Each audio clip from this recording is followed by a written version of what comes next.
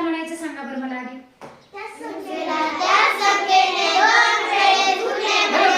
वर्ग म्हणायचं. घन कशाला म्हणायचं.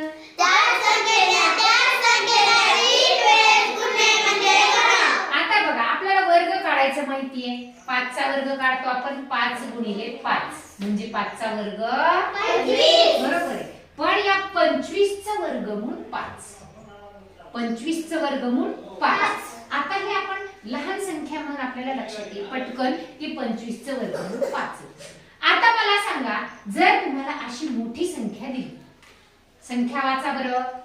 1225. आता या संख्येचं आपल्याला वर्गमूळ काढायचं. जसं 25 चं वर्गमूळ किती 5.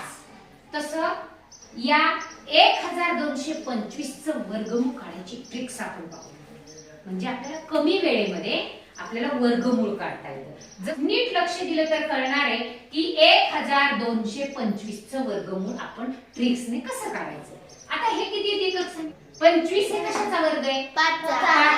मग आपण याचं 5 लिहूया. आणि आता हे किती येतं बरं. हे किती येतं 12. मग अशा दोन संख्या सांगायच्या ज्याचा गुणाकार 12 आहे. लागोपाठच्या दोन संख्या सांगा आणि त्याचा गुणाकार 12 असला पाहिजे. लागोपाठ येणार आहे. 3 चौक 12. शाबाश. लागोपाठ आल्या बरोबर आहे. 3 चौक 12. लागोपाठ आल्या. 3 नंतर 4 आहे.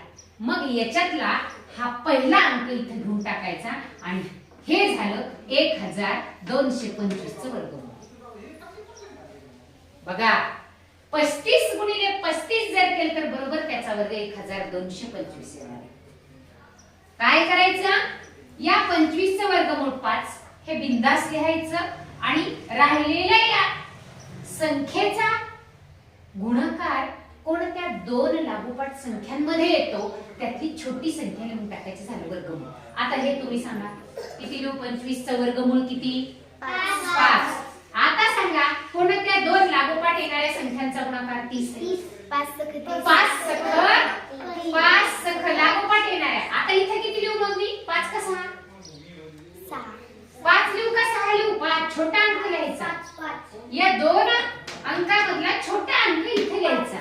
आता या 55 चा वर्ग झाला 3025 आणि 3025 चं वर्गमूळ झालं 55.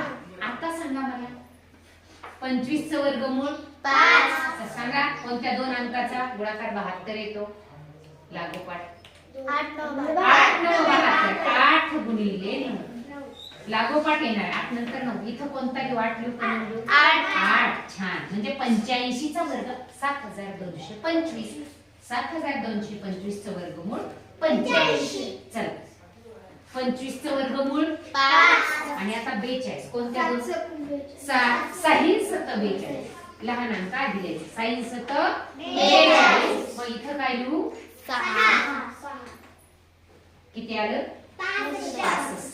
लक्षात आले. म्हणजे ही ट्रिक्स कशा कुणासाठी वापरायची. फक्त एकक स्थानी 25 असणाऱ्या संख्येचं वर्गमूळ काढताना. लक्षात आले.